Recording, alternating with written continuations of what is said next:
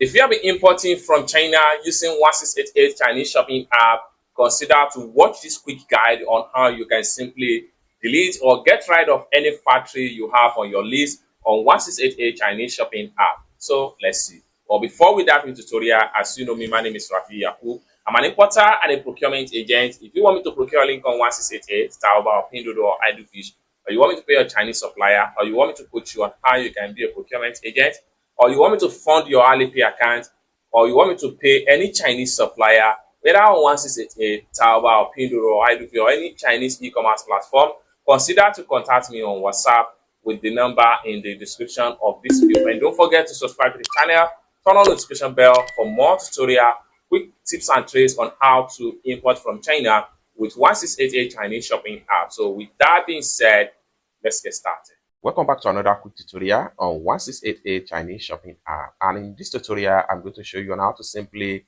delete a factory from your dashboard or your profile on 1688 Chinese shopping app. So let's see. So the very first thing you need to do is to head over to your 1688 shopping app. So I'm going to click on here. Then the next thing you need to do is to simply click on the profile icon. And the next thing you need to do is to simply click on this icon right here.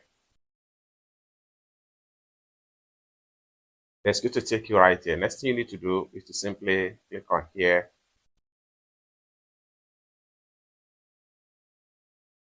Then you'll be taken to all the factory you have been following so far. So you can scroll down right here, scroll down, and once you see any of the factory that you want to simply delete, what you need to do is to simply click on here. Then this is going to pump up. Next thing you need to do is to simply click on this trash bin icon.